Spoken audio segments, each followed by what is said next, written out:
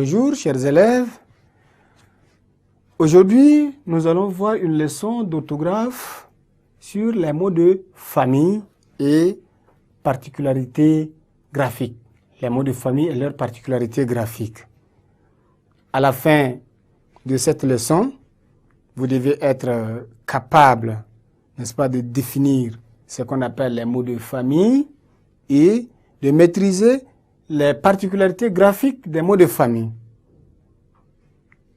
C'est quoi les mots de famille? Vous allez sans doute vous demander, est-ce que les mots sont des hommes pour avoir de famille? Effectivement, comme les humains, les mots en français forment des familles. On appelle mots de famille ceux qui sont dérivés et formés sur un même radical. Lorsque les mots sont formés ou bien dérivés à partir d'un même radical, formant ainsi un champ lexical, on les appelle de mots de famille. C'est-à-dire l'ensemble de mots ayant presque la même forme et le même sens. Ce sont ces mots-là qui sont appelés des mots de famille. En exemple, nous prenons le mot terre.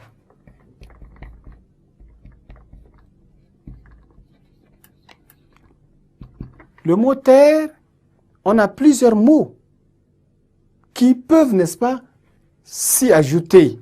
Le mot terrain.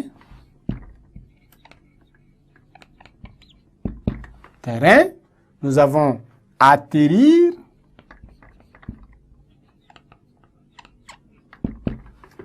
Terrassier. Terrasse.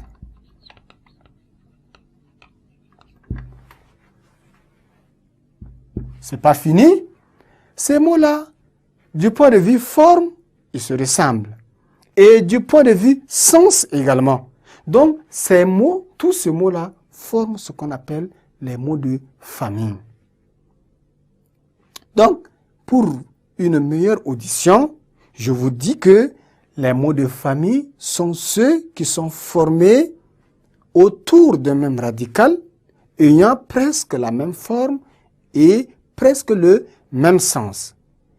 Mais il peut aussi arriver qu'on soit bien, qu'il y ait, n'est-ce pas, une difficulté à dégager le radical à partir de plusieurs mots d'une même famille.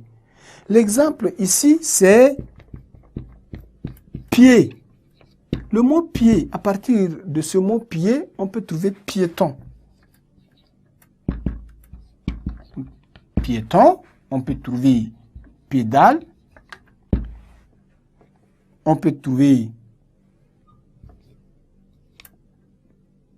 piédestal,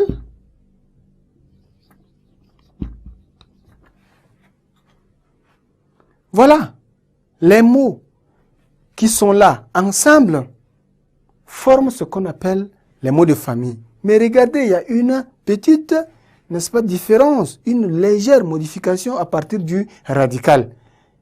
Toujours est-il que ces mots-là sont appelés des mots de famille. Autre chose, on peut avoir des mots qui se distinguent par l'accent simplement. Le mot grâce.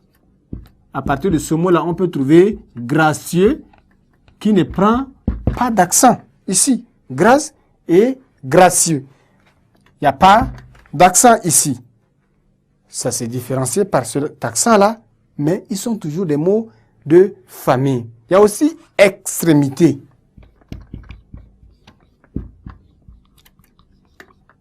Extrême d'abord.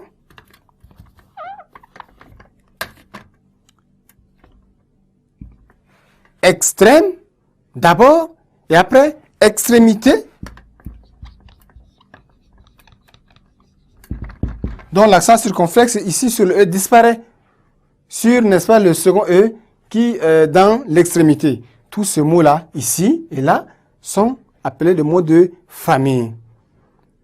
Chers élèves, nous voyons que